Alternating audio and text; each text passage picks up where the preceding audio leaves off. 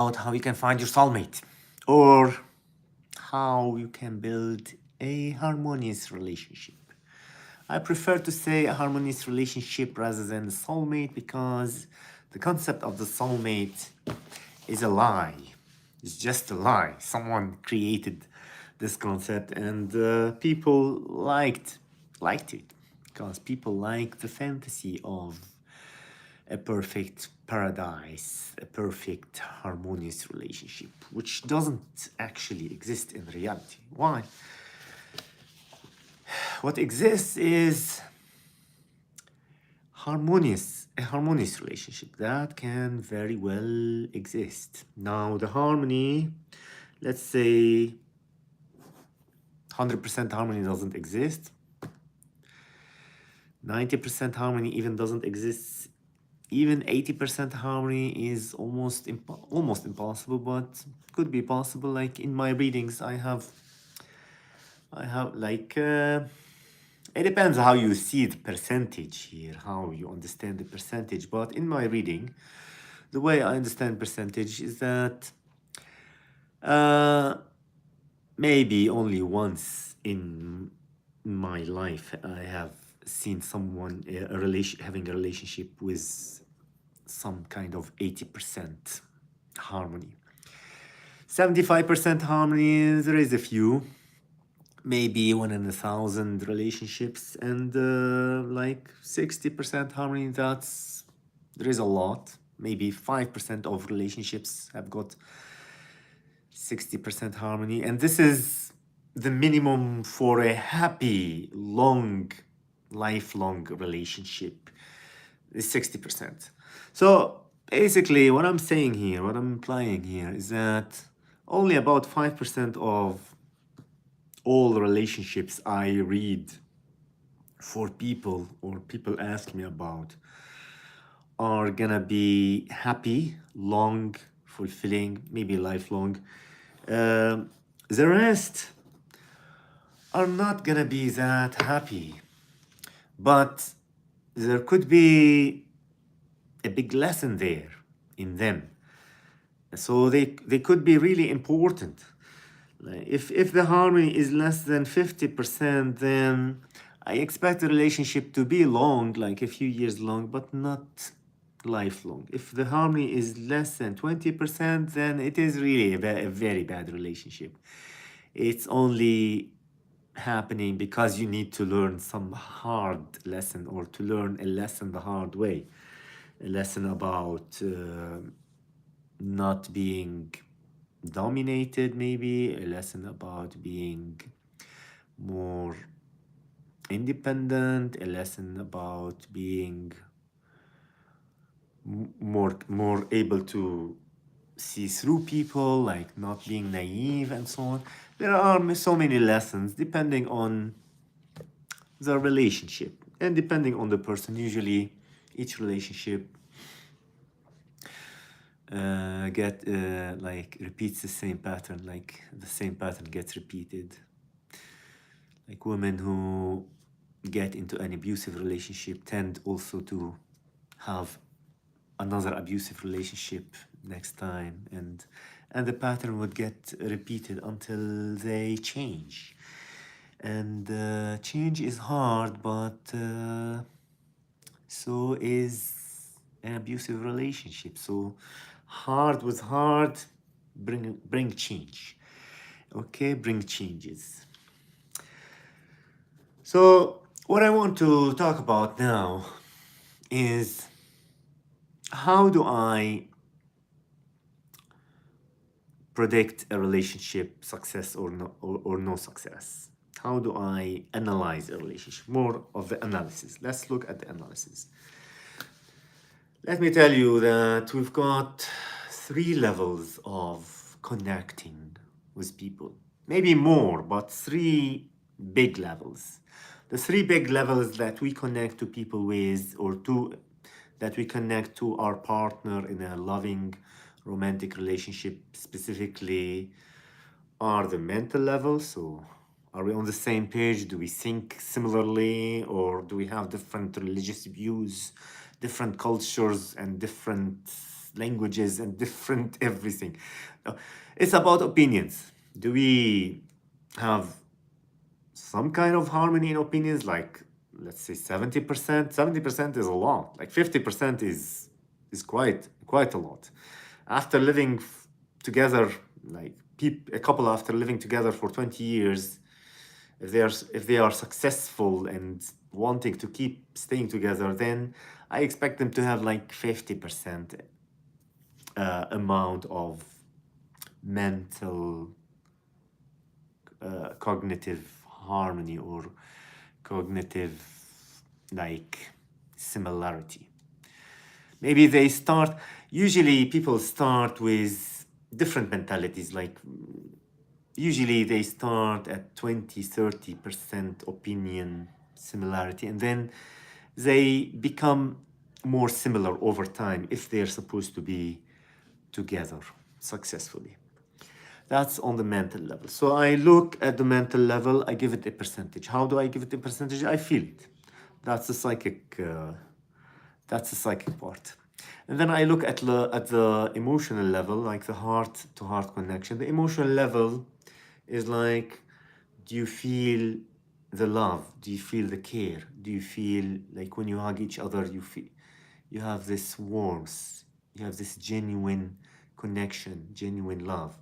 That's the emotional level. It's different than the opinions. You could have opinions, like very similar opinions, but you don't feel emotionally connected.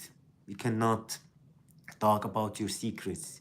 You cannot feel vulnerable toward each other. You cannot feel that close, like emotionally. Like you cannot cry in front of each other. Then the emotional level, level is a little hard, by the way, to have this connection, because people are afraid of emotions, are afraid to open up to each other emotionally, especially if they don't trust, especially if they had an abusive relationship in the past and they lost the ability to trust. So this requires trust here, okay? And there is a sexual level or the physical level. Do you find your partner attractive? How attractive do you find your partner? If this is deficient here, then expect people to start cheating, because there is no way that you are gonna be with someone, even if you love this person 100%, even if you agree with this person, like on the mental level, like you have got very similar mentalities 100%, but the sexuality is not working. So how can this be a relationship, a romantic thing? What I can tell you is that if it is the case, then I expect people to become friends. Like they try the sexual stuff, they notice it's not harmonious, the chemistry is not there, and then they agree to become friends. That happens a lot if the mentality and the emotions are in harmony, because they care for each other. So friends care for each other, and friends have got some kind of similarity in mentalities. That's the definition of a friend, right? Good. Now, those are the three levels.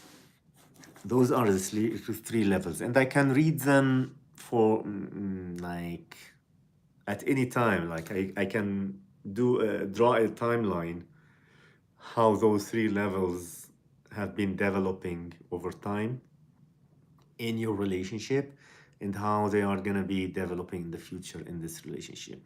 So when I see all three levels are disrupted, totally disrupted, I expect the relationship to end. Now, oftentimes I am oftentimes surprised by how people get attached to their relationship and they don't end it even after long those harmonies were disrupted. So I tell them, I clearly tell people to stop, like to end their relationships, because I don't see hope there. Okay? And maybe I am one of the most genuine psychics in this aspect. Like usually psychics don't give you so bad news, but I like to give this kind of bad news so that you don't get more miserable in your life. Like it's better to end it now than waste another 3 years of your life in a relationship that is not never gonna work. When I see it never gonna work, then I'm somehow 100% sure. Often when I do, listen, I'm not all knowing. I don't know everything. I don't know. I don't know much about people, but there are few things that I can read with like amazing certainty. And this is one of those few things that I can read with amazing certainties.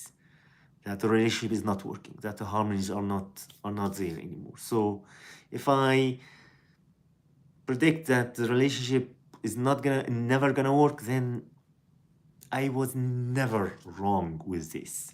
Okay? Like 100%. But let's say if you ask me what will be the name of your future soulmate, I would get it maybe 10% correctly. Okay? So it depends how much I focus on areas of psychic, like when you want to become psychic and you want to predict or you want to give readings for people, you've got to focus on some aspects. You will become expert in some aspects, and I'm expert in reading this harmony levels, those all levels of the harmony.